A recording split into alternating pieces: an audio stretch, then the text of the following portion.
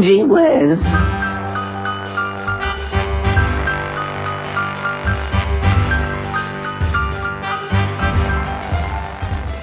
Hello, friends. Welcome to this series of old-time radio show episodes called Gee Whiz. These are the stories of the schemes, trials, and loves of the typical American teenagers, Andy Hardy, Archie Andrews, and Henry Aldrich. Now, back in the 1940s, they had piggy banks, but they were a little different. They were all made of glass, with a slot on the top, and that's it. They didn't have a cork on the bottom. There was no way to get into the piggy bank except by smashing it. You know, that way you saved it until it was full, and then you could spend it. That was the point. I don't think you could even find a piggy bank like that anymore. Here is the Aldrich family from 1948. It's the Aldrich family. I beg your pardon? We said it's the Aldrich family. Yes, it's the Aldrich family, presented by the Jello family. J-E-L-L-O. Meredith Wilson. Well, it's my talking people, all ready to enjoy the Aldrich family. Hey, what's the matter here? Gotta do the dinner dishes. Well, you can still listen to Henry and Homer and do the dinner dishes, too. Hey, good idea, Bub. You bet it's a good idea, Bub. Did you have a good dinner? You bet. Yoo-hoo! Sounds like you had smooth as cream Jello puddings, maybe. No. No. Well, then maybe the pudding with the personality and the dimples?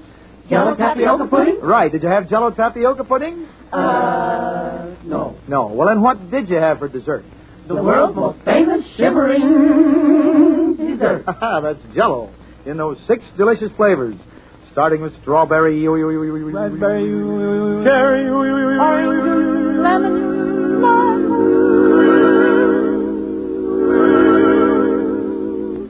J-E-L-L-O.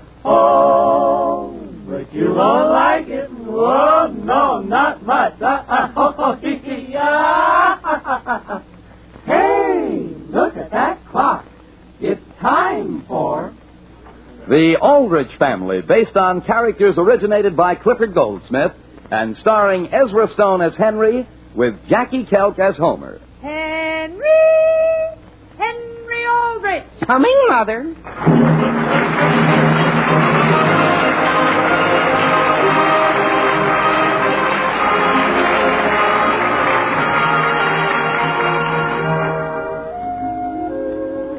Life's greatest gift is youth.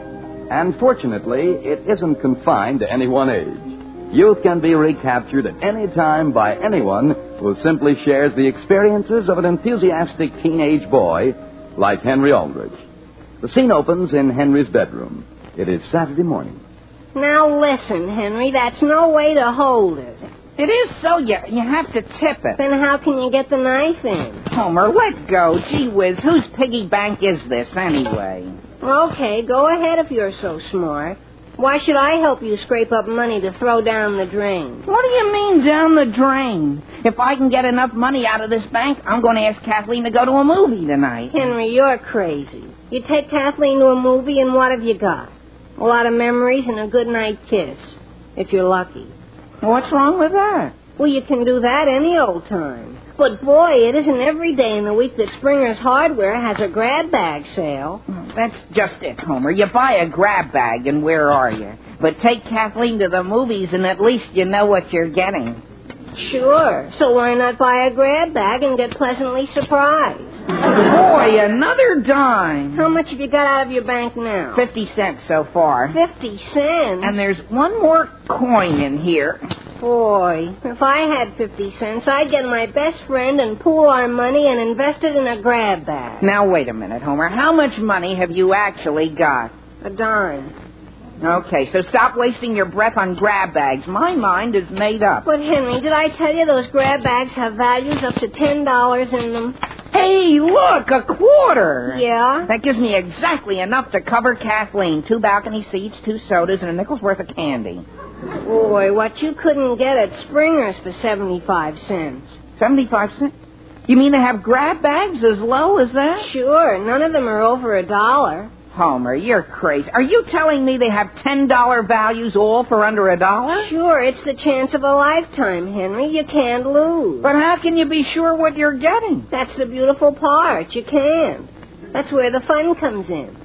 Gee, it does sound interesting. And you know what you might win, Henry? That bicycle pump you've been wanting. Oh, boy, do you really think so? Oh, Henry. Yes, Father? Could you please step out here in the hall a moment? Sure, Father. Homer, wait here. Okay, but don't be long.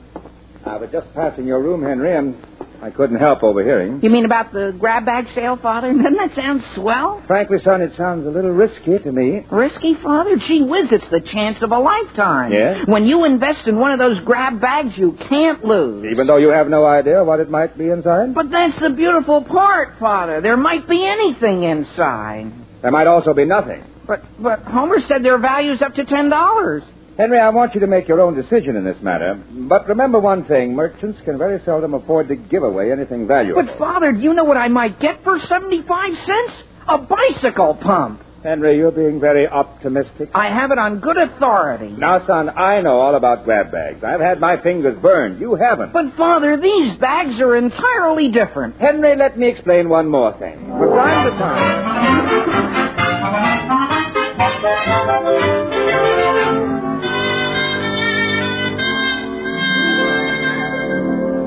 Hello? Hello? Hello? Hello, Kathleen. Listen, I'm phoning from Springer's Hardware, see? Oh, hello, Mr. Springer. Who? What? Kathleen, this is Henry. Oh. I'm down here at Springer's with Homer and his dime. You are? Sure. And look, how would you like to go to the movies tonight? The movies? I'd love to, Henry. And sit in the balcony? Uh-huh. Way in the back? Uh-huh. What's playing? Playing? Kathleen, don't you like me anymore? Of course I do. I know, but... Well, gee, you never used to ask what was playing. Well, Henry, it's a perfectly minor point. Okay, then it's all settled. I'll come by for you right after supper. Thanks, Henry. Goodbye. Goodbye. Hey, Henry, look at this bag here. Which one? This one with all the bulges in it. Doesn't it drive you crazy wondering what's in it? Not me, Homer. I'm just down here to keep you company.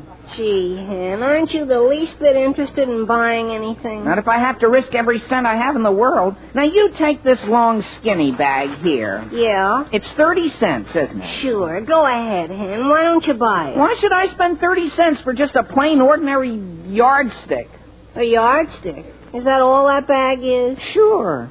And gee whiz, if I hadn't listened to my father, I might have been carried away. Hiya, fellas. Here comes Willie. Hi, fellas. What you doing? Just looking around, Willie. Yeah? Hey, Henry, are you going to buy that long, thin grab bag? He might be, Willie. I am not, Homer. Well, can I have it then? Sure, here. Thanks. Oh, Mr. Springer, here's my 30 cents. Wait, Willie, don't you know what's in that bag? Don't tell him, Homer. Don't tell him. You know how stubborn Willie is. Yeah, but... Let him get burnt by himself. It'll be a good lesson for him. Hey, you want to watch me open my bag? Sure, Willie. Well, now stand back, fellas. Boy, I bet you'll get a surprise, Willie. Gee, I hope so. Hey! What is it, Willie? Let's see. Oh, boy! Oh, A boy. collapsible fishing rod, just what I've always wanted. Gee, those things cost about $7. Just think, Henry, you could have had it. Yeah, but I could have sworn it. Let's see that fishing rod, Willie. Boy, this is slick. Well, I'll say. Gee, are you lucky? I sure am. Well, so long, fellas. Where are you going, Willie? Fishing? Boy. Henry, maybe your father still has a few things to learn. Yeah. I guess he didn't live during a period of inflation. I'll say. You know, Homer, I've been thinking. Yeah? Kathleen might enjoy a movie tonight, sure. Only she'd be even crazier about something I might win in a grab bag for her, wouldn't she? Now you're talking sense, Hen. Sure, Homer. Come on. Help me pick out a grab bag. How about this one? Boy, wait till my father hears that merchants really do give valuable things away. Hey, Henry. Hi, Charlie. Don't bother us, Charlie. We're busy looking for a grab bag to buy. Yeah, what? Well, how should we know, Charlie? We haven't bought it yet. Look, there's Toby Smith. I'm going to see what he got in his grab bag. Listen, Henry, how would you like to buy this nifty box of clothespins? Clothespins? What could I possibly do with clothespins? Well, you could use them to hang girls' pictures up on your wall. What? Or they'd be swell for starting fires. Charlie, you're crazy. Oh, now, look, Henry, I paid 25 cents for them, and I'll let you have them for 20. Oh, no. 15. Nothing doing. 10. What'd you pay a quarter for a thing like that for? I got it in a grab bag, and boy, am I going to sue Mr. Springer. Well, look, Charlie, naturally merchants can't give away valuable things in every grab bag. Hey, Henry, guess who just bought what for 60 cents? Who? A paint sprayer. Why? Toby Smith for only 60 cents. Homer, what could you do with a thing like that except spray paint? Plenty. I happen to know my father would pay $5 for a new paint sprayer. $5? $5? Sure. Cold cash? Cold cash? On the line, Henry. He's going to need one to paint our house. Oh, boy. Oh, boy. Let's start looking, Homer. There might be another sprayer in these grab bags here. There might. Gee whiz, goodbye. Where are you going, Charlie? Home and get some more money. One thing about a paint sprayer, Homer, you can tell it by the feel of it. Okay, I'll start feeling from this side. Sure, and I'll start over here. And we'll feel toward each other. Oh, boy. Yes, Mr. Springer? Sorry, but we can't allow any feeling around. Like everybody else. Sure, Mr. Springer. Boy, Homer, that's what I call loyalty. How do you mean? Gee, Mr. Springer's practically a member of our own family, isn't he? He is. Sure, he's engaged to my Aunt Harriet. Well, frankly, I don't blame him for being cranky. Homer, are you positive you didn't feel anything remotely like a paint sprayer? Positive. You couldn't mistake a thing like that. Boy, what I couldn't do with $5. Makes me weak to think about it. Let's sit down. Hey, Henry, Yeah? I found one. A paint sprayer? Yeah, I'm sitting on it.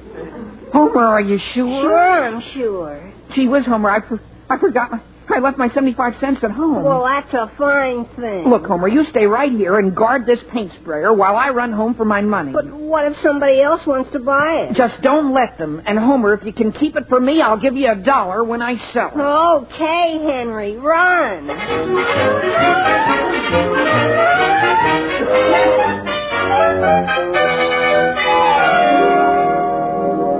Nice of you to drop in, Harriet. Sit down. I'll pour you some coffee. Thank you, Alice. How's Sam? He's just fine. How's Mr. Springer? Alvin? Just fine. Aren't men a problem? Oh? Have you and Alvin had a quarrel, Harriet? Oh, no, just a little disagreement. Alvin thinks I should take up painting again. Really? Yes, he believes in women having outside interests. But as I said to him, I said, Alvin, I said, frankly, I don't think I'm very talented. Do you? Well, to tell you the absolute truth, Harriet... And he said, yes, Harriet, I do. Oh. Oh, he did? Of course, he admits he doesn't know a thing about art, but he knows what he likes. Isn't that nice? Poor Alvin. He just can't help seeing me through rose-colored glasses, I guess. Mother! Oh, my goodness, that's Henry. Mother, quick, where's my 75 cents? Hello, Aunt Harriet. Hello. Henry, you told me to keep it for you and not to give it to you under any circumstances until tonight. But, Mother, don't you understand? I've cornered a valuable grab bag, and I'm going to make a killing. You've forgotten what your father said? No, only he doesn't understand. This sale is different. I know, Alice, Henry is right. I happen to know personally there are some very valuable grab bags down there. Very well, I'll go upstairs and get your money. You will? Gee, that just give me time to make a phone call. Number, please. To Elm 110. Elm 110. Yes, operator. Harriet, I do wish you'd let me handle this. Mother, can you please hurry with my money? Homer's sitting on something. Hello? Hello, Kathleen. Let me ask you something quick. What is it? Well, just suppose you were going out dancing to the country club. My goodness, when? Well, suppose it's tonight, see? What color dress would you be wearing? What color? Sure, so I could send you flowers if... Flowers? Provided I get $5 for a certain something I'm going to win and it doesn't cost too much for a taxi. My goodness, Henry, you mean we're going in a taxi? We might. So what color, Kathleen? Why, just any color. Although I do like those big black shiny ones. Black flowers? Are we talking about taxis? No, gee whiz. Oh, my goodness, well, any orchid color flower will do. And I have to hurry and get my hair done. But Kathleen... Goodbye now, Henry. I'll see you tonight. Sure, only understand it isn't definite, don't you, Kathleen? Kathleen!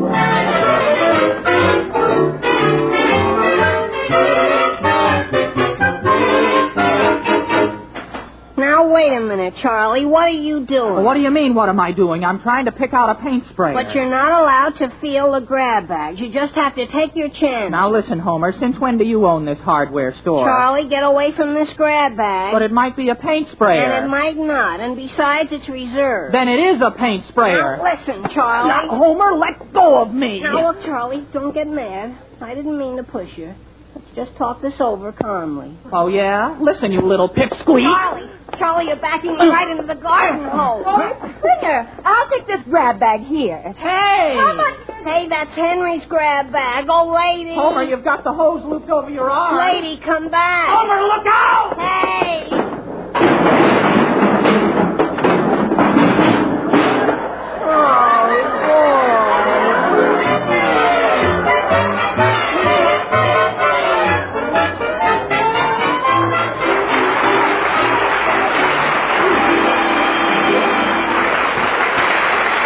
It's a fact, folks. More people buy Jell-O puddings than any other prepared puddings in the world. And no wonder, because you never tasted anything better than Jell-O puddings. Yes, Jell-O chocolate, butterscotch, and vanilla puddings, chock full of old-fashioned homemade goodness. Try them. Compare them. See if you don't say that Jell-O puddings are richer, creamier, more all-around delicious. And they cook to perfection in just about 5 minutes. Ask your grocer for Jell-O puddings and say, better ask for 3 packages while you're about it, so you'll be prepared for the weekend. That's Jell-O pudding.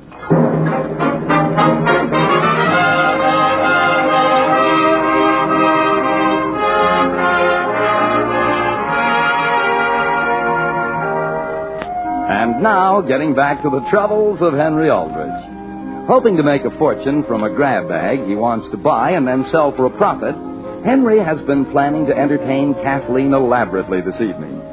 But his chances of getting the money are now getting slimmer and slimmer. The scene opens in a back room of Alvin Springer's Centerville hardware store. It is the same morning. Excuse me, mister, have you seen anything of my friend Homer Brown? You're no friend of mine, Henry Aldrich. Homer, is that you? Sure, just look at I am. Gee whiz, what happened to your face? Never mind my face. That'll wash off. But how can I get all this paint and grease off my clothes? What have you been doing? Boy, everything. Hoisting paint drums, mixing putty, filling turpentine bottles. For why? Just because I had a little accident trying to save your darn grab bag. You mean it's gone? But I was counting on that $5. Kathleen thinks I'm taking her out dancing tonight. Listen, Henry, how much do you think you could sell an outboard motor for? An outboard motor? Homer, you're crazy. Who's crazy? You know the one Mr. Springer's had in his window for 2 years? Sure, but... Well, just half an hour ago, I saw him lug it into that room over there. Yeah? And then he came back in here with that box, and he said, whoever buys it this afternoon is going to get the surprise of their life. Homer, do you mean it? And it's only 75 cents? Sure. It's what they call a sleeper. Oh, boy. Gee, I could sell that for 10 times as much as the paint sprayer. Sure. So you'll owe me $10.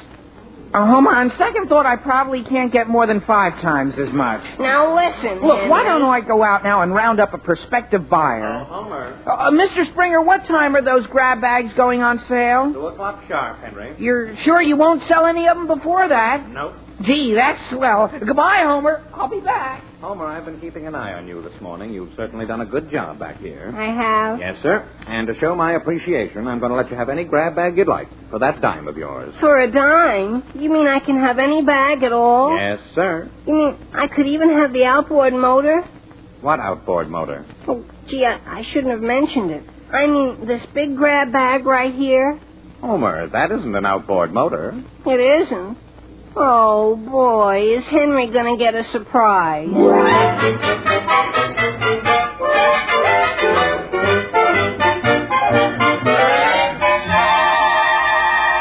Hello, Kathleen. Henry, is it only you? What do you mean, only me? Oh, my goodness, you dragged me out from under the dryer. I did? I'm standing right here, positively dripping. Look, Kathleen, I just wanted to tell you that the thing I'm selling now is much more valuable than the thing I was selling before. It is, Henry? Yeah. What is? I can't tell you. I'm down at the Acme Machine Works right now. Henry, we are going to the country club tonight, aren't we? Sure, absolutely. And not only that, but Yes? Kathleen, how would you feel about a season ticket? A season ticket? Sure, and go every Saturday night in the year.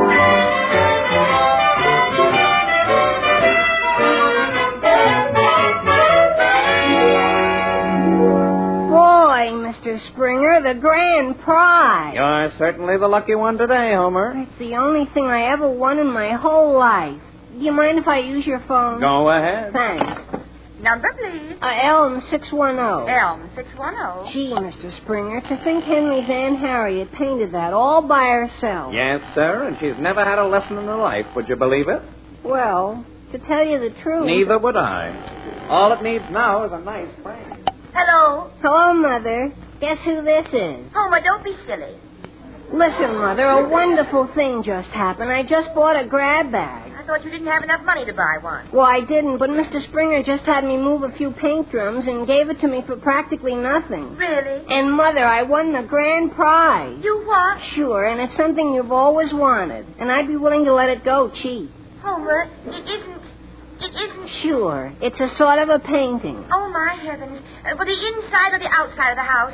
What? Homer, you're a dear. And now would you hang up? I'm too excited. Okay, and don't worry, Mother. Mr. Springer's going to clean me up. That's nice, dear. Goodbye. Goodbye. Oh, Mr. Springer. Yes, Homer. Have you tried looking at this painting upside down?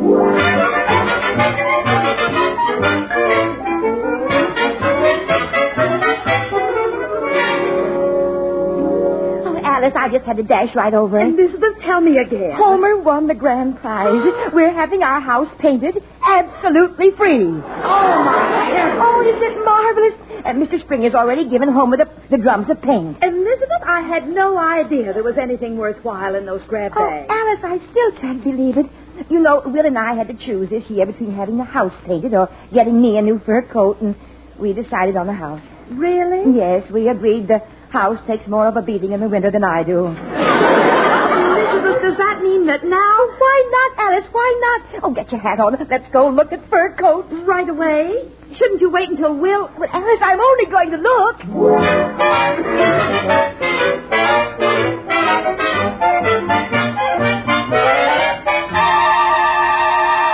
Hello?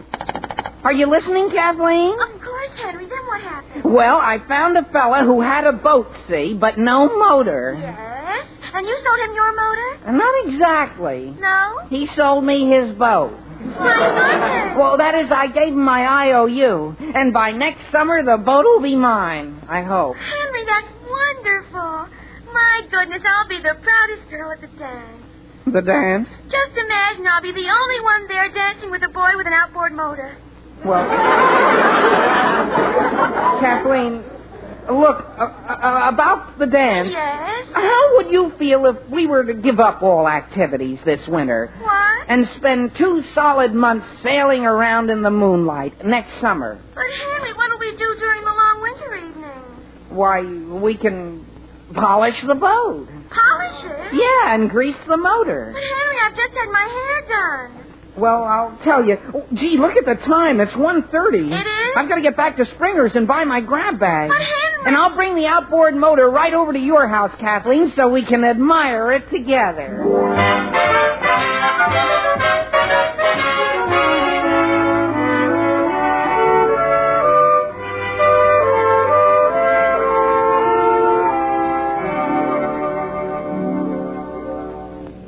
Sam, I'm reading my paper, Alice. the dinner's ready. Yes? Where's Henry? Up in his room. He doesn't feel like eating. I should think he wouldn't. Well, he can't say I didn't warn him. I told him not to count on an outboard motor. Dear, I can't help feeling sorry for him. What on earth is he going to do with a bear trap? Naturally, Alice. He's going to trap bears. Sam, there isn't a bear within 500 miles of here. Alice, I'm joking. Oh, I wouldn't feel so badly, Sam, if I thought he'd really learned a lesson from this whole thing. Well, he's learned one thing. At least he won't be so optimistic after this. Well, will you answer the phone, dear, while I serve dinner? All right, Alice. Hello? May I speak to Mr. Aldrich, please? Which Mr. Aldrich do you want? Mr. Henry Aldrich. Just a moment. Henry! Yes, Father? You want it on the telephone? Perhaps you could take the message. This is Mr. Jenkins, the tanner. The what? The tanner.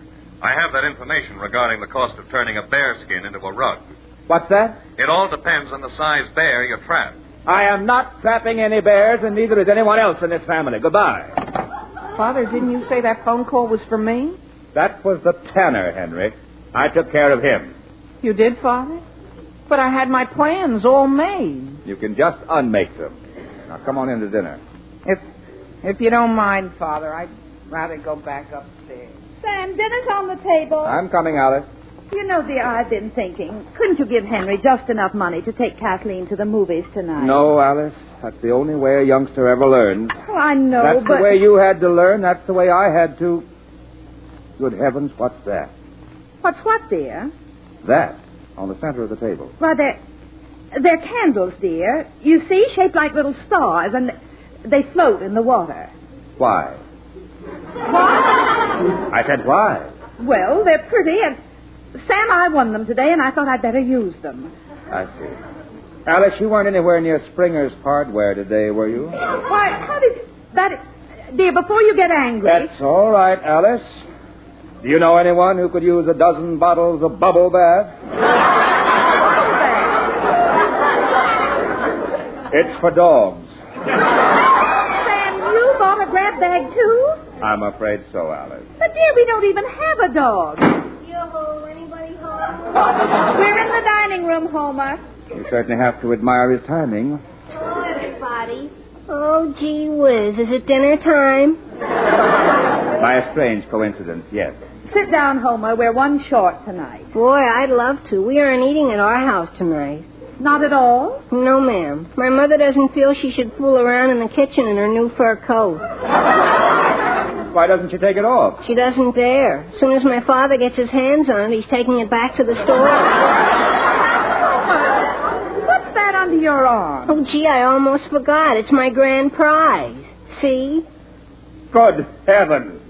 Only my parents felt that since it was your sister that painted it, Mrs. Aldrich, you should have the privilege of hanging it. Harriet painted that? It looks good upside down, too. What on earth is it? Why, it's fish, dear. In a bowl. Sure. I looked them up in the fish book. I think they're suckers. Yes? Homer, you brought it to the right place. Alice, get me a hammer. Sam, what are you going to do to it? Hang it over the mantelpiece. Gee whiz. Where it'll be a lesson to all of us the rest of our lives.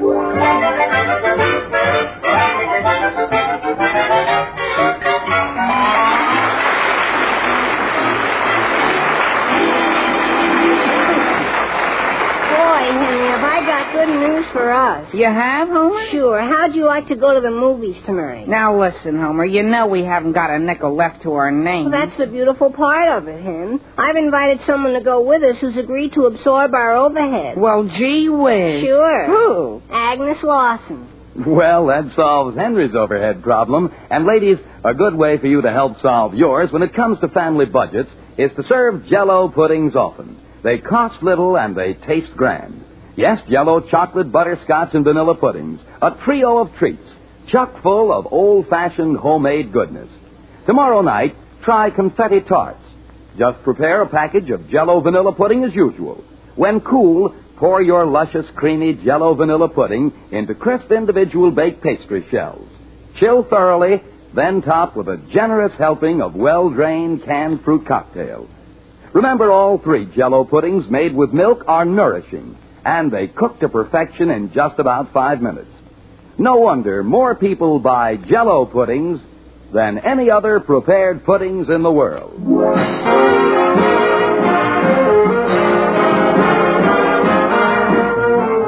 Friends, let's recognize this fact.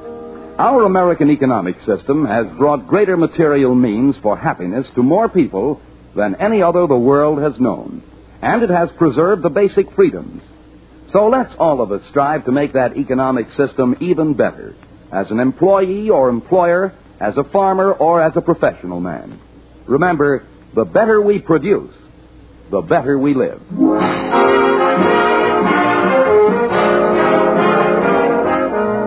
The Aldrich Family, starring Ezra Stone as Henry with Jackie Kelk as Homer, is written by Patricia Jowdry and Del Dinsdale with music by Jack Miller. Mr. and Mrs. Aldrich are House Jameson and Catherine Roth. And this is Dan Seymour in New York saying, The Aldrich Family is brought to you by the Jell-O family. For desserts that are delicious, boy, believe me, you should know. They are made by famous J-E-L-L-O. Listen again next Thursday, same time, same station, to another sparkling half hour with the Aldrich family. That was the Aldrich family from 1948, and now we have the Hardy family. The Hardy family was based on a series of movies, and the very last movie was sort of a reunion movie. Andy Hardy is all grown up and visiting home with his son, played by his real-life son, Teddy Rooney, in Andy Hardy Comes Home from 1958. I'm the new Andy Hardy. Wait just a moment. What do you mean you're the new Andy Hardy? Excuse me, folks. This is my dad. Hi, everybody. Gosh, how time does fly. Yes, Teddy here plays the new Andy Hardy. Junior, that is. And I hope you'll all be watching for our new motion picture called... what's it called, Ted? It's called Andy Hardy Comes Home. That was the trailer from Andy Hardy Comes Home from 1958. Just a few years earlier, when he was still playing a teenager, here is the Hardy family from 1952.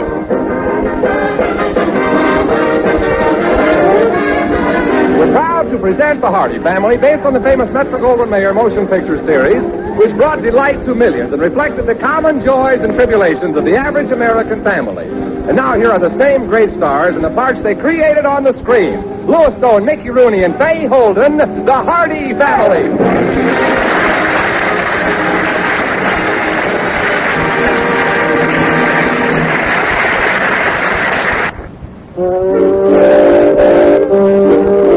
Most men are little boys at heart. They like to play hooky occasionally and sneak away by themselves to fish in the sparkling waters of a nearby stream. But unlike a little boy, a grown man's family keeps a much closer watch on him. Wow, we're going fishing. That's terrific. Dad, when do we leave? Tell me, when are we going to... Whoa, slow down, Andrew. I said I was going fishing. What do you mean by that? Well, dear, I guess it means that you can't come along with us this time. Emily, the pronoun I is singular. It means only one person. Me. Oh, James, that's so silly. But when I say it, it means me. Dad, you mean you're going fishing alone, leaving behind your own flesh and bait, blood? No, I think I'll need all my flesh and blood. Well, but you're really going absolutely alone? No, not exactly. I thought I'd take along a couple of worms. Fine thing. You prefer a couple of worms to Mom and me. James, who are they? The Hanson brothers? No. Wait just a minute. Yeah, I don't know what all this fuss is about. Dad, the motto of this family has always been one for all and all for one. That's right. So I'll bring back one fish for all of us. Oh, James, I don't know what to say. We've had such a perfect marriage. I never thought we'd ever separate. Good heavens, Emily, we're not separating. I'm just going fishing over the weekend. Many a man has left to go fishing alone and wound up in Tahiti with a dish that was definitely not halibut. Andrew, I have no intention of eloping with a speckled trout. I just plan to spend a couple of peaceful days fishing up at Lake Esther. Well, why can't we all go? Yeah. I didn't think you'd want to go.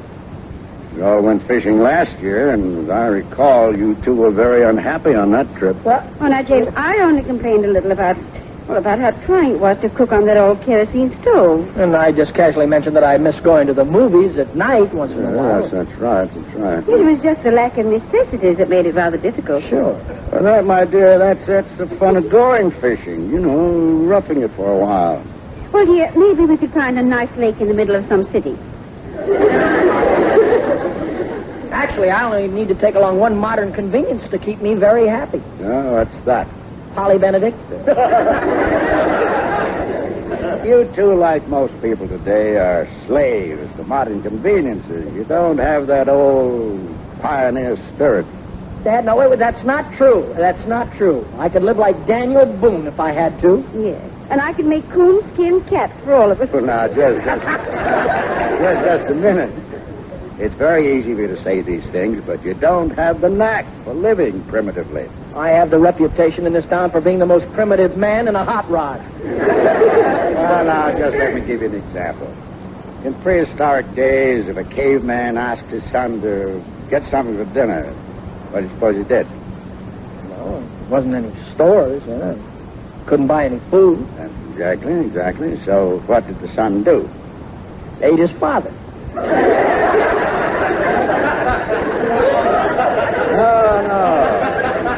He went out, caught his dinner, bare-handed. Oh. Well, I'll tell you what. I'll make a little deal with you.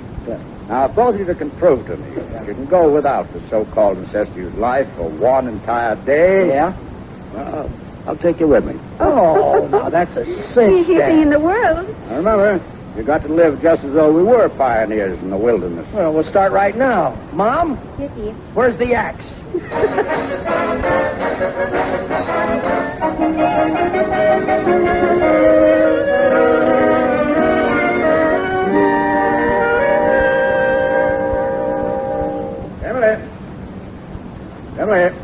Emily, can you come here a minute? Mom's busy, Dad. What's the trouble? I just started to shave and there's no water. Oh, yeah.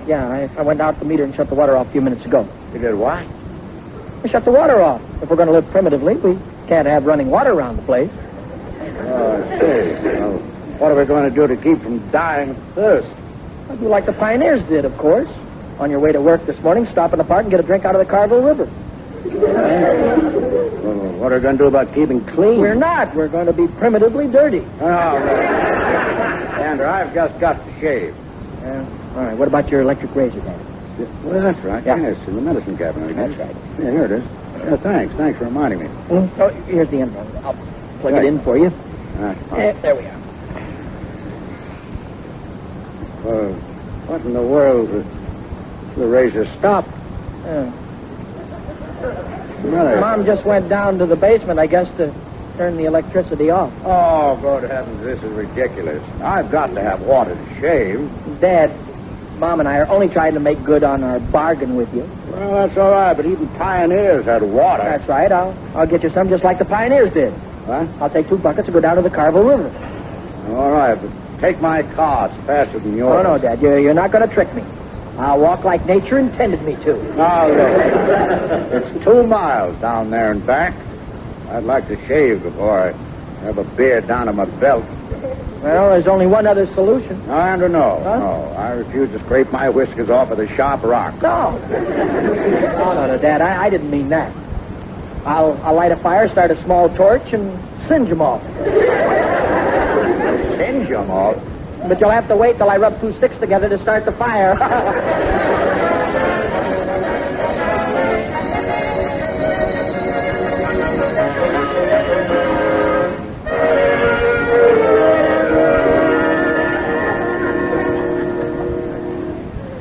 Mom!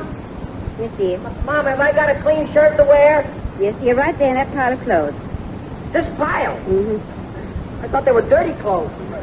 No, dear, I just washed them this morning. Of course, doing it primitively, I couldn't use soap. I realize that, but you could have used a little water. Oh, no, dear, I made the coffee in our only bucket of water. Coffee? We didn't have any coffee this morning. Oh, that must have been what I did the washing in. Oh, it's so difficult living this way. Don't let Dad hear you talking like that if we want to go fishing. And it seems so silly not to use all the wonderful things science invented to make life easier. Mom, please. It's only for today. Just don't go near the stove or the refrigerator or the vacuum cleaner or anything like that. Well, Dear, what promise? did I do with myself? What did the pioneers do? They went west. And that's what I'm going to do right now. Oh, Andy, you're not leaving home. No, I'm going over to see Polly Benedict. Oh.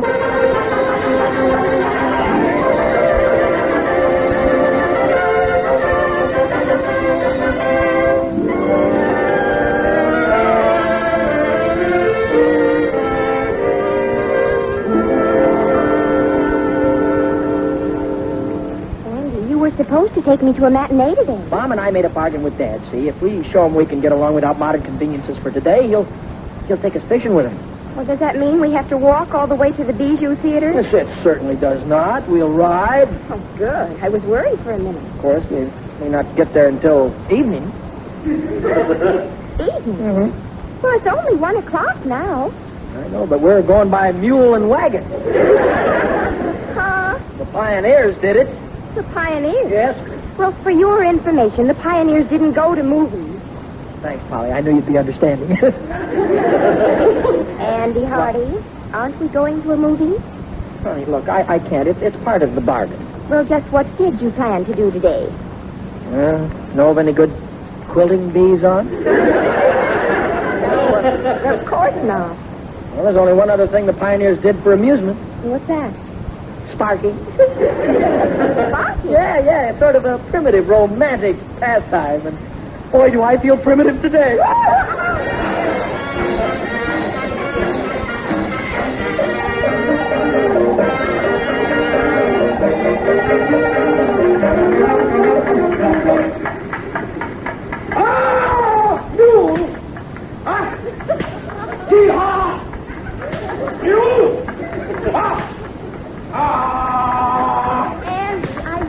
Take me home. This thing is shaking me to pieces. Polly, this is great, old sport. Right behind the fast, Steve. You! Oh, Andy. How do you think I feel sitting up here on this wagon that says Sam the Junk Man on the side? But dear, this is better than any old car.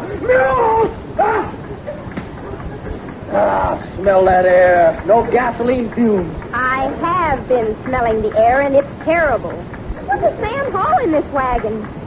It's not the wagon, Polly. Huh? Well, I couldn't rent it from Sam. That's not the way pioneers did it. They exchanged labor for goods. You mean you worked for Sam to get this mule and wagon today? Yeah. Cleaned out his stable. Mule! Oh, no. Hey, Paul, do you feel a hunger coming on you? I certainly do not. This rough living gives me a terrific appetite. Care for a piece of jerky? Jerky? Jerky, dried buffalo meat. Oh, I just want to go home. I've never been so miserable in my whole life. Poor kid.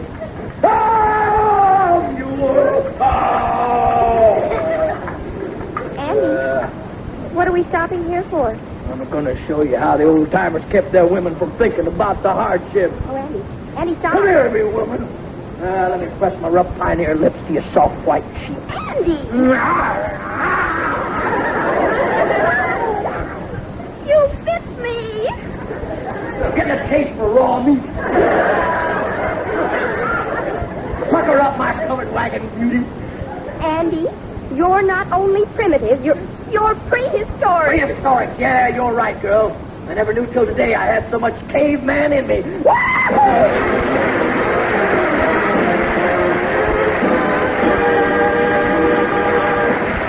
In a moment, the Hardy family will return. But first, a word from your announcer.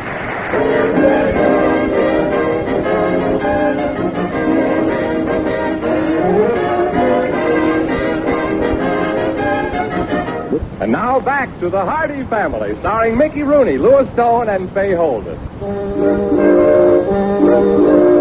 History tells us that it took thousands of years for man to evolve from the Neanderthal and Cro-Magnon period to his present civilized state.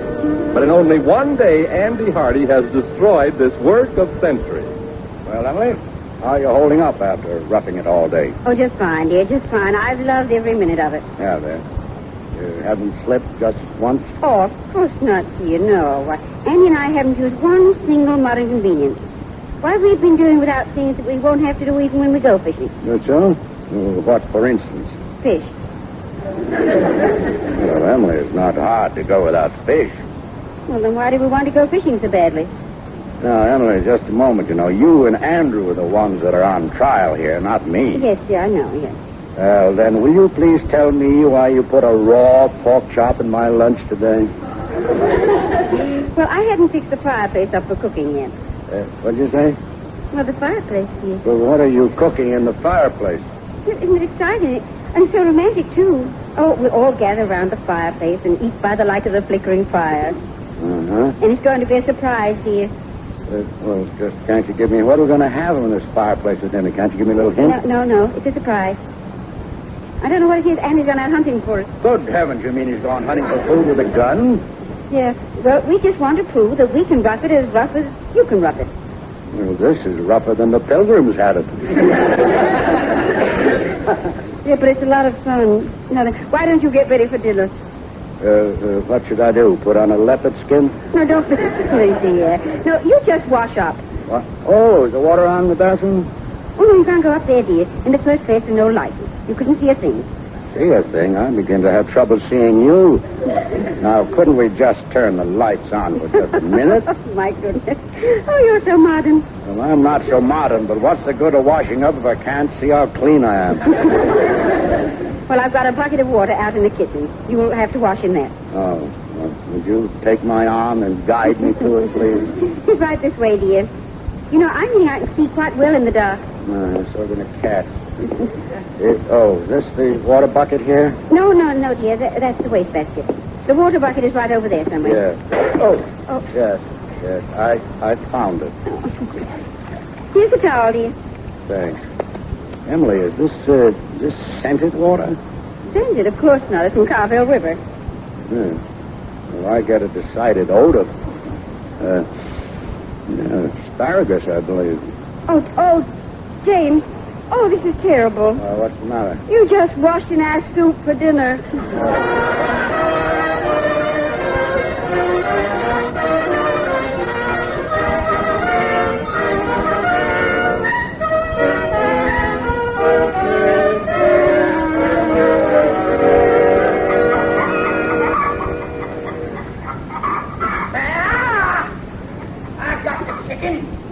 Primitive man is too much for you. Who's there? What's going on out here? Who's in the chicken yard? It's me, Mrs. Cassidy. And I don't sell my chickens.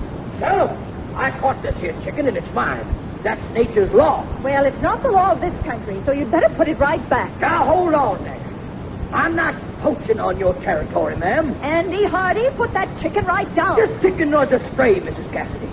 He was on my property, and I've got a right to claim it, ma'am. Well, it's on my property now. But it was on mine when I started chasing it. Andy, I'm going to call your father.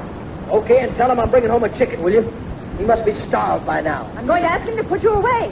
You must have gone crazy. Now, look, if you're going to make a fuss, here's your chicken. That's better. Now, you get right out of here. But I'm going to keep this here egg I got in my pocket. What? It was laid on my property, so it's rightfully mine. That's the law of the West. That's the law of the apex. Law of the apex? Yeah. That applies to oil. Oil, eggs, it's all the same to us pioneers as long as it comes from the apex. I think you really are mad. No need to get riled up. The country is growing, ma'am. Settlers coming in every day. Plenty for all. Well, just get yours from the market next time. Good night. Night, ma'am. For goodness sake, what did you do now? I just fell into this gate. Oh, my gosh. What's wrong? Have you got a hot stove I can sit on quick? A hot stove? I got a bucket full of loose omelets.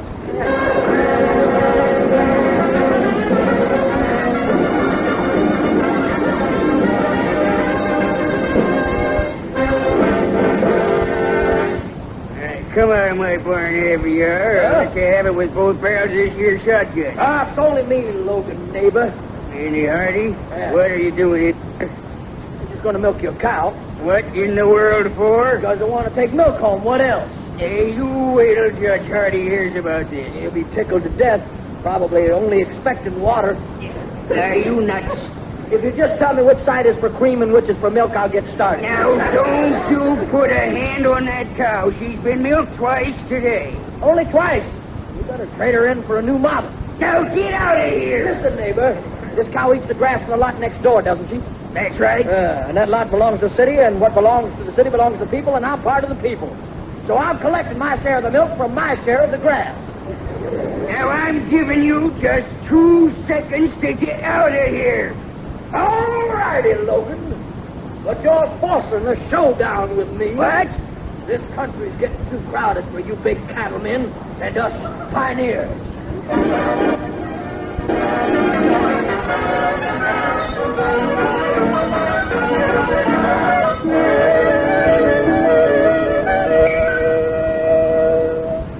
My, isn't this just like pioneer days? Eating in front of a blazing fireplace. Yeah, but Emily, is there any pioneer law that says we have to sit on the floor? Dad, you're going soft. Not soft enough in the right places to make sitting on the floor a pleasure. Tenderfoot. Foot. Oh, you'll think you're right out in the open when you start eating. I feel like I was right inside a blast furnace. Well, I think those taters ought to be done by now. Potatoes? You making potatoes? I don't see any pot or skillet. Pot, skillets. This isn't a Waldorf. The taters are in the fire. Baked just like the ancient men used to bake them. Emily, I think I should correct you. What is? The potatoes are no longer in the fire. The potatoes are the fire. Oh, my gosh, I guess all the wood must have burned up. Well, anyway, they ought to be done by now. Is our main course potatoes tonight? Certainly not. There's a few ears of corn, beans, herbs, and nuts. They're all roasting in there, too. Correction again, Andrew. All the nuts are out here roasting. But, James, isn't this just the way you like to rough it when you go fishing? No, not exactly. Well, probably it's the locale that makes the difference. Well, we've certainly done everything in a primitive way today. No electric lights, no gas, no water, no food from the market, no cars. Just man against nature. And the real test comes tonight. Well, if you're referring to this dinner as a test, I agree with you. Oh, no, dear, no. When we sleep. What? When we sleep? It's going to be just like that cabin we had at the lake last year. Oh, now, Emily, you don't mean that you filled the bedroom with mosquitoes. No, dear. I simply fixed our bed on the floor. Oh, no. That's too much. You give up, Dad, huh? Can we go fishing with you? Do you give up? Well, of course, the day isn't over yet. Well, you might as well give in. I already called the milk company this afternoon and told them to stop delivery for the weekend. You did what? Called the milk company. We don't want a lot of bottles piling up on the porch while we're gone, do we? What's the matter? I don't think that you'll be going fishing with me. What's the matter? I'm afraid you forgot yourself for a moment. What do you mean? I mean you used the telephone to call the milk company. And the telephone is a modern convenience. Oh, Andy. Wait, but don't worry, man. You didn't catch me that easy. But you used the telephone. No, I didn't. I sent smoke signals.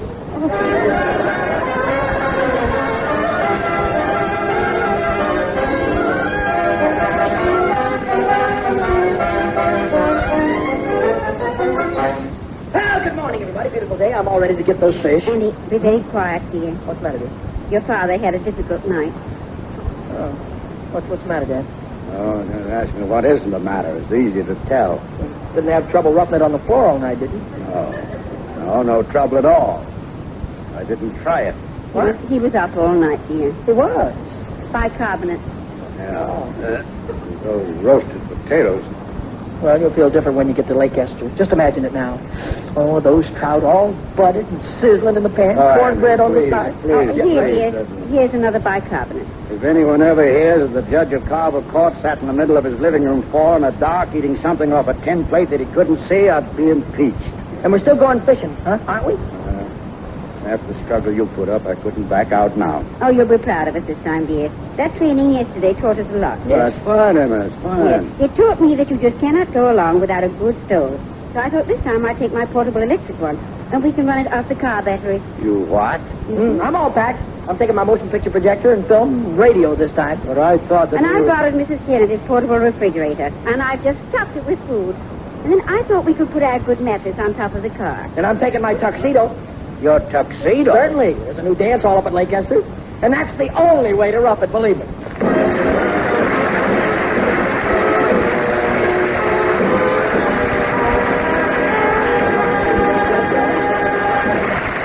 a moment, the Hardy family will return.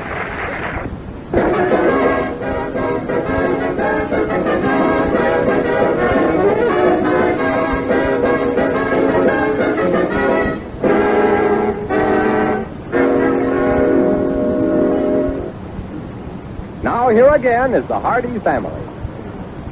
Oh, my goodness. I think this is the best fishing trip I was ever on. Me, too. I've been up at the dance hall all day. They got a terrific shuffleboard room.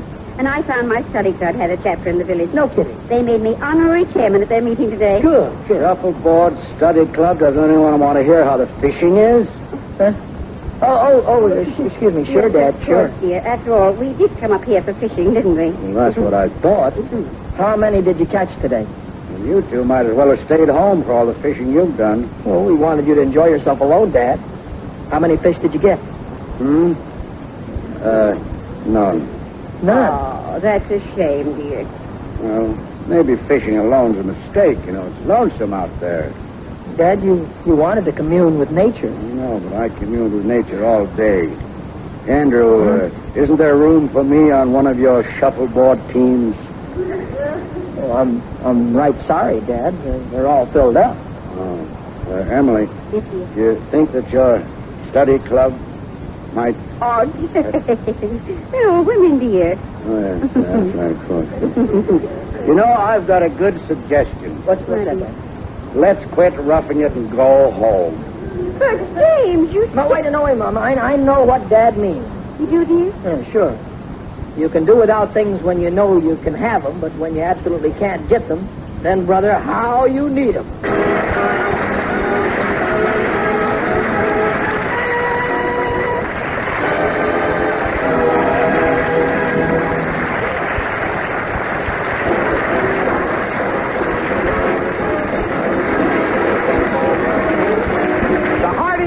Starring Louis Stone, Nicky Rooney, and Fay Holden is based on characters created by Arania Ruberall. This program was written by Jameson Brewer. Direction is by Joe Bigelow. Original music was composed and conducted by Jerry Fielding. Supporting cast included Eleanor Tannen, Lee Brooks, and Bert Holland. Jack McCoy speaking. That was the Hardy Family from 1952. And now, the Archies. I'm watching all the stars at night until the break of dawn. And digging all the beauty of the sunshine in the morning. Catching up on fun, the fun that I've been missing. This is one of those episodes where we've got all three of our favorite youngsters, Henry, Andy, and Archie. This episode of Archie comes from August 21st, 1949. Yes, here he is again, the youngster millions of readers of Archie Comics magazine know and love so well. Transcribed and brought to you by three wonderful products of the Kraft Foods Company. Kraft Dairy Fresh Caramels, Kraft Chocolate-Flavored Malted Milk, and Kraft Famous Ice Cream Mix, Frizz. Yes, here's Archie Andrews, Knowledge Game!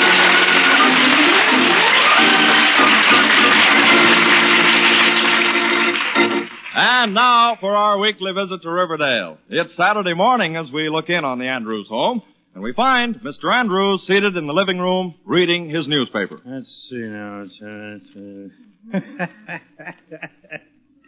You gotta see this. Let's see. You gotta see fishing. Hey, now what do you know about that? Oh, Mary! Mary! Yes, Fred, are you calling me? Yes, dear. Mary, guess what I'm going to do this afternoon? Fall asleep on the couch. You're absolutely right. Mary, no! I'm not going to fall asleep on the couch. If I do any falling asleep, it'll be out at the river. Out at the river? That's right, at the river. Because I, my dear, am going fishing. Fishing? Fred, what brought this on? This article in the paper says the big ones are biting out at the river. And I just remembered I haven't done any fishing at all this summer. Well, that's right. You haven't. And I think it'll do me good to get out and spend a nice, quiet afternoon at fishing. Fresh air and sunshine, relaxation. Fred, you're absolutely right. Yep. It'll do you a world of good. When are you going? Just as soon as I can get my fishing tackle together. All right. I'll make some sandwiches for you to take along for lunch. Wonderful, and I'll dig out my fishing rod. I'll make the sandwiches right now. Good. Yes, sir. Been a long time since I've been out there waving a hook at those fish. Just get the old fishing rod out of this closet and, It's funny. Fishing rod isn't in here. Oh, Mary! Yes, dear? Have you seen my fishing rod? What? I said, have you Hiya, seen... Dad. Oh, hello, Archie. I said, have How's you... the boy today, Dad? Fine, thanks. I said, have Swell you... day, isn't it, Dad? It's lovely. I said, have It's you... the nicest day we've had this week. Archie, all right. So it's a nice day. But I am trying to talk to your mother. Do you mind? She was Dad. I don't mind. Thank you. You're welcome. Archie. Okay, Dad, okay. Okay. Mary, I said, have you seen my fishing rod? Your fishing rod? Well, have you looked in the hall closet? Yes, Mary, I looked in the hall closet, and it isn't there. You know, Dad, I think I saw it up in the attic. You did? Oh, no, Archie. I was up there yesterday, and I didn't see it there. I think it's down in the basement. It is? Oh, no, Mom. I was working down there the other day, and I didn't see it there. Maybe it's out in the garage. No, Archie, I cleaned out the garage last week, and it wasn't there. Well, Fred, where could it be? Mary, I don't know. But I can see one thing. If I'm going to do any fishing today, I'm going to have to do a little hunting first.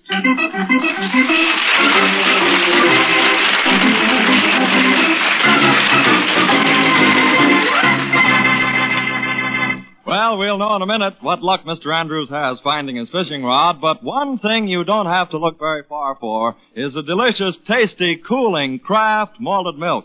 That is, you don't have to look very far if you followed my suggestion of the past few weeks and bought a jar of Kraft chocolate-flavored malted milk at your food store. I know a lot of you have, because the popularity of this nourishing summer drink has been growing everywhere, and no wonder. You see, Kraft malteds are really super. You make them right in your own kitchen. Just mix a paste of Kraft malted milk in the bottom of a glass with a little milk, then fill the glass brim full of chilled milk. Give one last stir, and presto, a tempting, wholesome drink that's literally loaded with nourishment. That's a Kraft malted. So buy a supply of Kraft malted milk at your favorite food store tomorrow. Enjoy this rich summer drink with meals, between meals, or just before going to bed. Everyone loves a Kraft malted.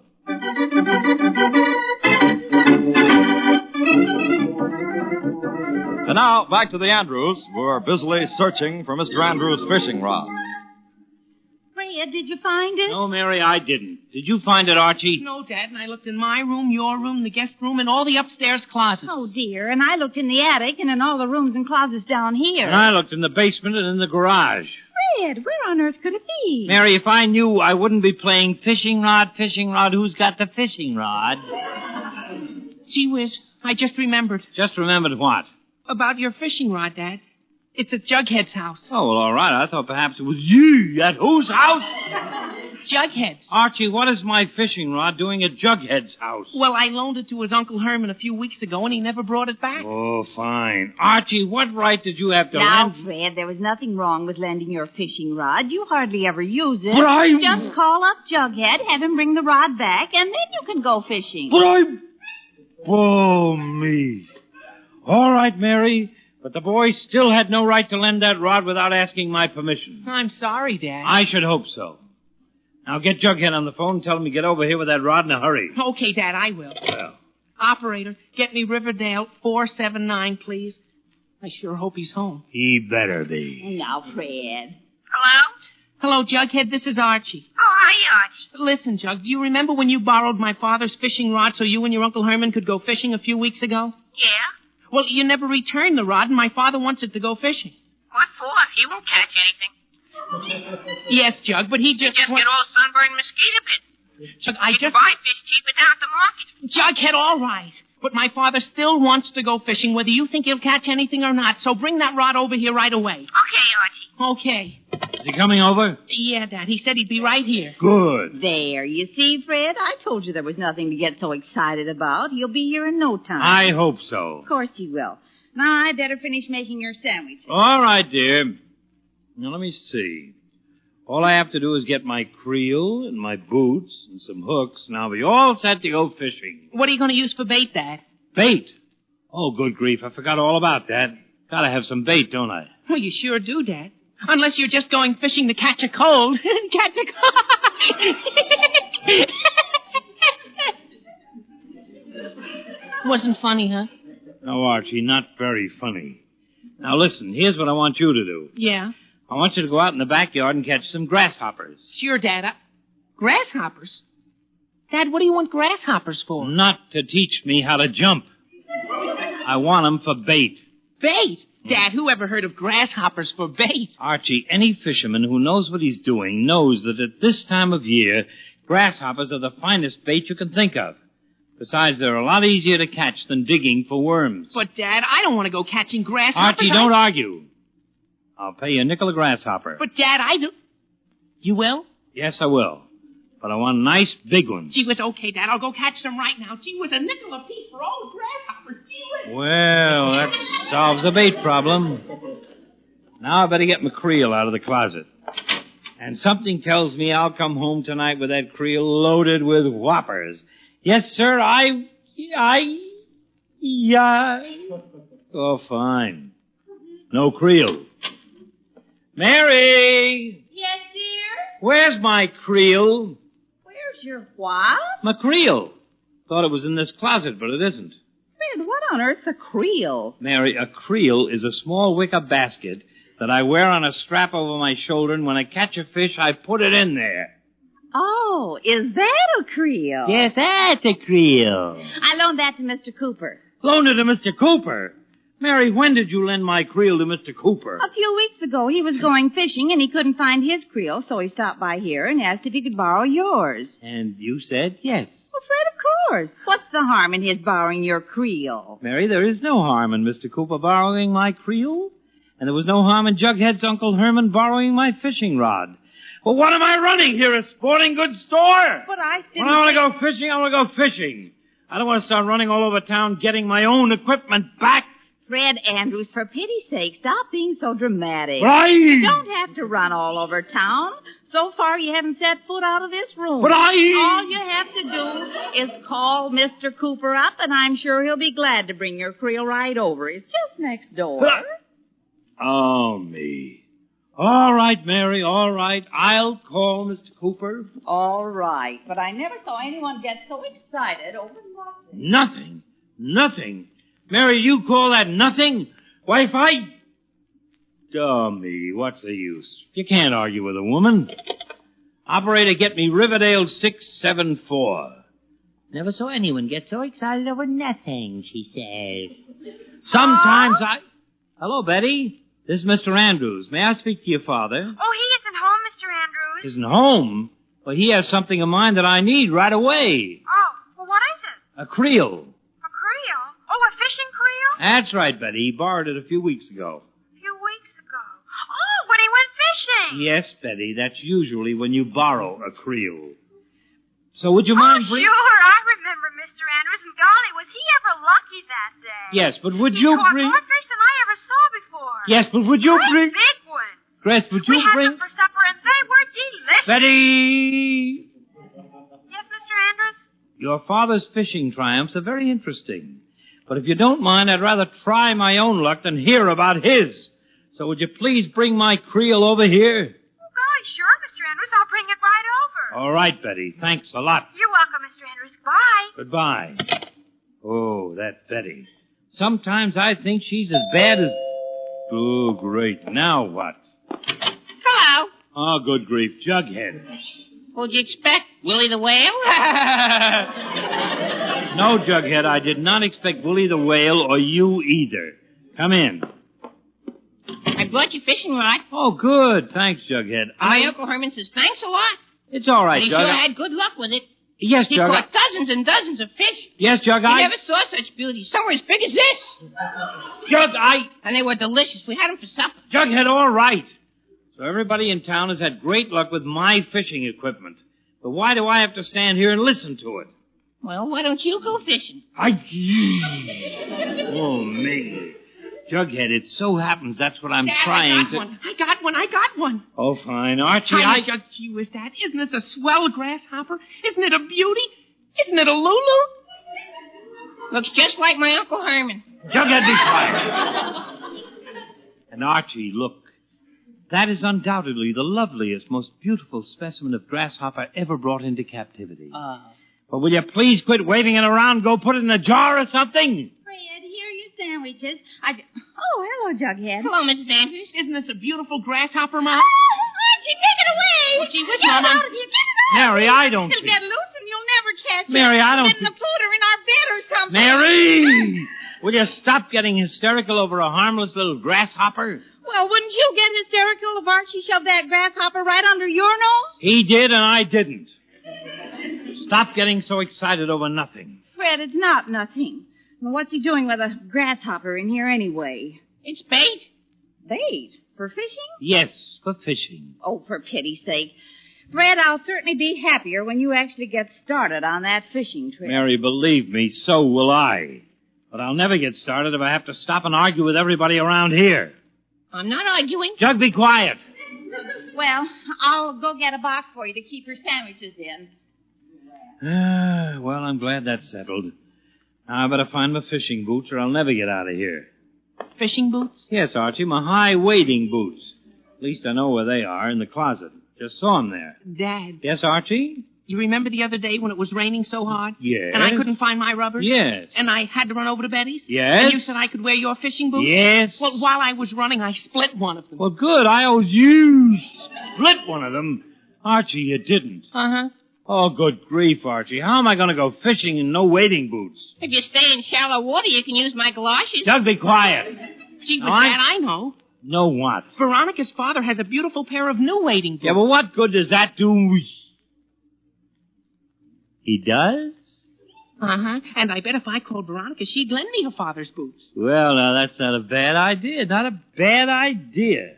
Call her right now, Archie. Okay, Dad. Operator, get me Riverdale 318, please. I hope Veronica's home, Dad. I wouldn't want to... Hello, Veronica. This is Archie. Oh. Hello, Archie.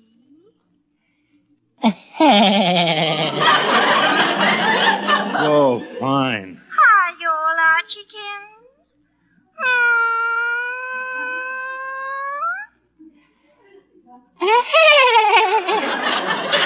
Oh, great. It's awful good to hear your voice, Archie. See ya. Archie, if something's tickling you, scratch it. Ask her about the boots. Oh, okay, Dad, okay. Veronica. Yes, Archie. Veronica, could I borrow your father's fishing boots for my father? Fishing boots? Why, of course, Archie. I'll bring them right over. Okay, Veronica. Thanks a million. Goodbye. Bye, Archie. What'd she say, Archie?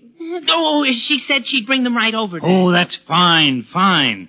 Now, as soon as Betty gets here with that creel and Veronica brings the boots over, maybe I'll get to go fishing yet. So you go on out and catch some more of those grasshoppers so I can have them... Here's a shoebox. Shoebox? Mary, what do I need a shoebox for? To put those sandwiches in. What sandwiches? The sandwiches I made for you to take along on your fishing trip, of course. Mary, I know that, but where are they? Where are they? Fred, I put them down right... Jughead. Well, Miss Andrews? Jughead, what are you eating? Sandwich and good, too. Oh, great. Gee whiz, Jughead, that's my father's sandwich.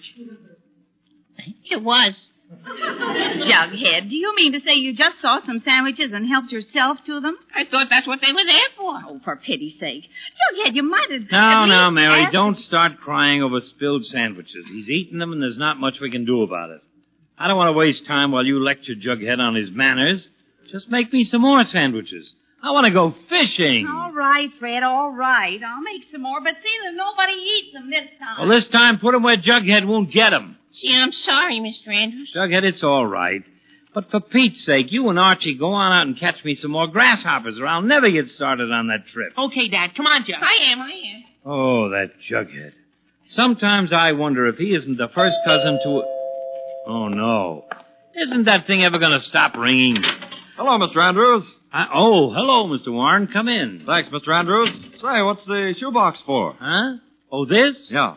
Well, I'm theoretically going on a little fishing trip this afternoon, Mr. Warren, and my wife is theoretically making me some sandwiches for lunch on the trip, and the sandwiches are theoretically going into this shoebox. Oh, I see. Well, I have a great suggestion, Mr. Andrews, and there's nothing theoretical about it. For catching fish? No, for putting the finishing touches to the perfect lunch. What's that? Just have Mrs. Andrews put in plenty of those luscious Kraft Dairy Fresh caramels for dessert. That's not a bad idea. You bet it isn't. Those tasty, tantalizing Kraft caramels make a grand dessert. They're ideal for a box lunch. Yeah, you're right. Of course I am. Yep. Pack a couple of the 6-piece bars or the big, economical 1-pound bag in with the lunch, and you'll have a real taste treat waiting for you. And especially on a fishing trip, Mr. Andrews, Kraft Dairy Fresh caramels will give you all the quick energy and nutrition you need to pull in the big ones. Yep. That's because they're not only good, but good for you. Made with fresh sweet milk and the finest ingredients money can buy. Oh, yeah, I know. So be sure to tell Mrs. Andrews that you want some of those bite-sized,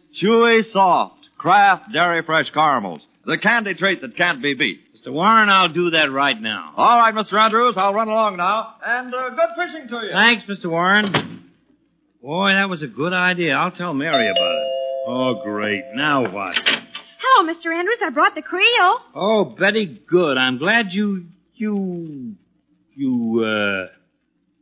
Betty, is that it? Uh-huh. Here you are, Mr. Andrews. Betty? Yes, Mr. Andrews? Betty, I don't mean to confuse you, but this is not a creel. It isn't? No, Betty, this is a reel. A reel? Uh-huh, Betty, a reel. And you wanted a creel? Yes, Betty, a creel.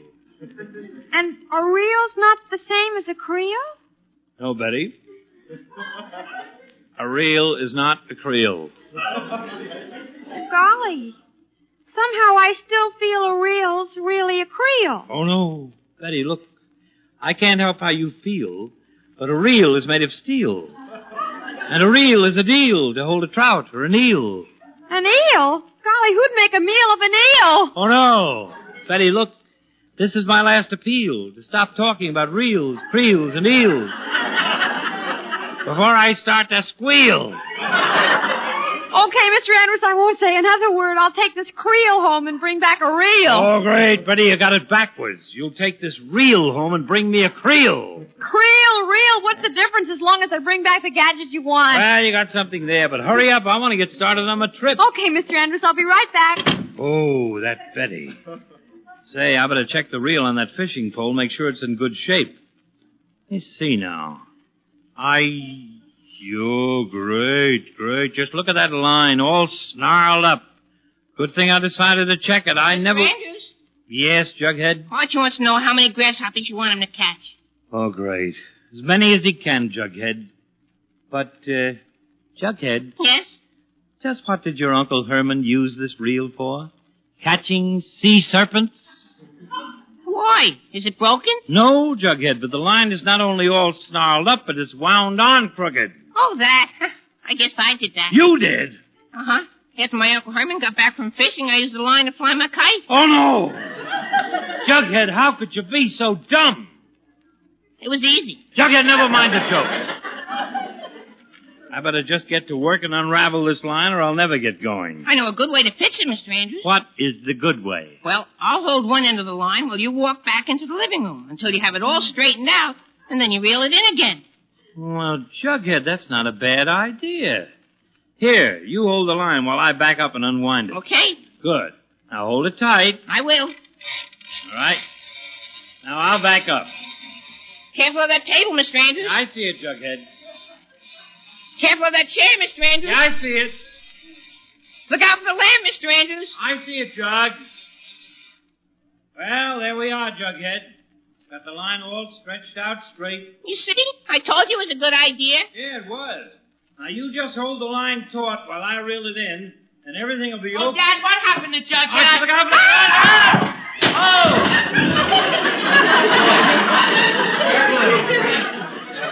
Archie, I told you to look out. Did you hurt yourself? I sure didn't do myself any good. Oh, my nose. Gee whiz, didn't you see the line, Archie? I sure didn't. And what's the line doing there anyway? Archie, I'm trying to catch grasshoppers for you, Dad, and then you trip me up with a line. Archie, my nose feels like it's broken. What feels like it's broken? My nose. Your nose? Archie, what happened to your nose? He sat on it. Jug, be quiet. Oh, my nose. Now, Archie, take your hand away from it and let me see it. Okay. But it sure hurts. Oh, dear, it's all swollen. Fred, I better call the doctor. Doctor, just because he bumped his nose? Mom, I don't need a doctor. I just Archie, you keep out of this. Fred, it may be just a bump, as you say, but maybe it's broken. Mary, his nose isn't broken. He just... Fred, I just want to make sure. A broken nose is a serious thing. Sure. Mary, I'll call the doctor right now. Mary, you're making a mountain out of a nose. Oh, great. Jughead, will you answer that bell? Okay, Mr. Andrews. Gee whiz, Dad. Maybe my nose is broken. It's wobbling. Archie, your nose always wobbled. And it isn't any... Veronica, Mr. Andrews. Oh, fine. Hello, Veronica. Hello, Mr. Andrews. I brought the wading boots. My goodness, Archie, why are you holding your nose? Because I just fell on it. Fred, I called the doctor, and he said he'd be right over it. Oh, hello, Veronica. Hello, Mrs. Andrews. Mary, I tell you, there was no reason to call the doctor for a little... Oh, dear. Jughead, answer that, please. Okay, Mrs. Andrews. How did Archie fall on his nose? He tripped over my fishing line, Veronica, and broke it in half. His nose? No, my fishing line. Fred, is this any time to worry about a fishing line? It's Betty, Mrs. Andrews. Oh, great. Hello, Mr. Andrews. I brought the real Creole this time, and... Archie, what happened? I fell on my nose. Golly, how'd you do that? He tripped on a fishing line. Veronica, what are you doing here? Well, if you must know, I brought Mr. Andrews my father's wading boots. Came over to see Archie, you mean. Now, girls, just a minute. We have enough trouble right now without you two getting into any hair-pulling matches. So before this goes any further, Betty, I want you to stand right where you are and not move for anything. Do you hear me? Yes, Mr. Andrews. And Veronica, I want you to go over to that couch and sit down. But I only... Veronica, I said sit down and stay seated. Well, all right. What was that? Your fishing rod. Oh, all right. For a minute, I thought it was my fishing rod. Veronica, did you break my fishing rod? Fred, you told her to sit down there yourself. Mary, Golly, it sure is broken. Betty, How are you going to go fishing now, Dad? Archie, you just feel like they do in Hawaii. Jughead, just be... I'm awful sorry, Mr. Now, Andrews. just a minute here. Just 1 minute. This nonsense has gone far enough. Too far, in fact. Yes, Mr. Andrews. Yes, dear. Yes, Dad. Uh-huh. Jug, be quiet. Now, evidently I made a serious mistake when I decided to go fishing half an hour ago. I assumed that I could go fishing when I wanted to, just like millions of men do. But I was wrong. In this house, nobody does anything like other people do. Yes, Mr. Andrews. Yes, dear. Yes, Dad. Oh, I don't know. Jughead, be quiet. My efforts to go fishing have caused only trouble and more trouble until now my fishing line is torn, my fishing rod is broken, and Archie has a bump on his nose. So it is quite obvious that I'd better quit trying to go fishing right now before the house burns down or somebody gets killed. So let's all forget about my fishing trip. You kids can just go on home, and I'll spend the rest of the afternoon quietly reading my newspaper. You're fine. Jughead, answer that, please. Okay, Mrs. Andrews. Now, I hope that settles that. Veronica, you take those fishing boots and It's go the doctor, Mr. Andrews. Well, hello, Mr. Andrews. Hello, Mrs. Dr. Andrews. Hello, Dr. Brett. Well, now, what seems to be the trouble? There's lots of trouble, Doctor, but all you have to worry about is Archie. That's enough. Jug, be quiet. Archie? What's wrong with Archie? He tripped a few minutes ago and fell on his nose. Oh, I see. Well, let's have a look at that nose, Archie. Where does it hurt? Right here. Is that the only place? Uh-huh. Doesn't hurt here at all? Nope. Oh, is it serious, Doctor? No, Mrs. Andrews, not at all. From what I can make out, the boy just has a simple bruise, and he'll be fine by tomorrow. Gee whiz. You see, Mary, I told you there was no reason to call the doctor. I told you Archie was all right. You're not. Yes, Huh? That's right. Your nerves certainly seem to be in bad shape. My nerves? Oh, Doc, that's just because I'm a little upset about It doesn't matter what you're upset about, Mr. Andrews. I've told you time and time again that with your blood pressure, you mustn't get too excited. Yeah. You did say that. So I insist, Mr. Andrews, for your own good, that you listen and obey my orders. Well, sure, Doc. What do you want me to do? I want you to relax, Mr. Andrews, right now. And there's nothing that I can recommend more than that you take the rest of the day off and go out and go fishing. Do a little... I go fishing. I said I've been running all night.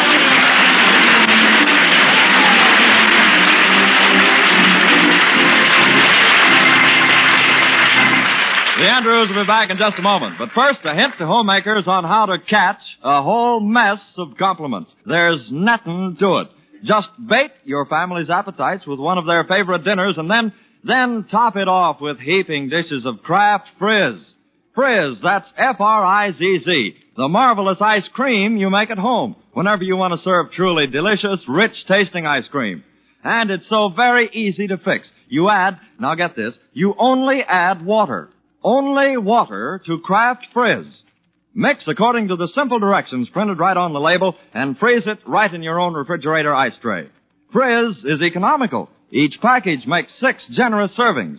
You can vary the flavor by merely adding chocolate, fruit, coffee, or peppermint candy as you make it. Look for Frizz at your food store. Buy a few packages tomorrow. Remember, you'll reel in more whopping big compliments than ever before when you serve delicious Kraft Frizz ice cream. And now, back to the Andrews. It's later that same day, and peace and quiet have been restored to the Andrews household. Well, Mary, I've decided to take the doctor's advice after all and go fishing. Oh, but Fred, Yes, sir, I'm leaving all the fancy stuff at home. Take along a hook and a line. I'll cut myself a fish pole when I get out there. That way I'm sure to have a nice, peaceful time. Probably catch more fish that way. But Fred, Well, Mary, what is it? You can't go fishing now. Archie took the car for the rest of the afternoon. Oh, no. You're listening to another transcribed chapter of Archie Andrews, written by Carl Jampel and based on the copyrighted feature appearing in Archie Comics magazine. Archie is played by Bob Hastings, Jughead by Harlan Stone, Mom and Dad Andrews are played by Alice Yorman and Arthur Q. Bryan. Veronica and Betty are played by Gloria Mann and Rosemary Rice, and the doctor was Eric Dressler. Music is by George Wright. This program is produced and directed by Kenneth McGregor. Listen next Wednesday night when Kraft Caramels, Kraft Malted Milk, and Frizz again brings you Archie Andrews. Bob Warren speaking. So long! I hope you've been enjoying Gee Whiz. I'm John Henderson. If you'd like to learn more, you can check out thisdaybenny.com.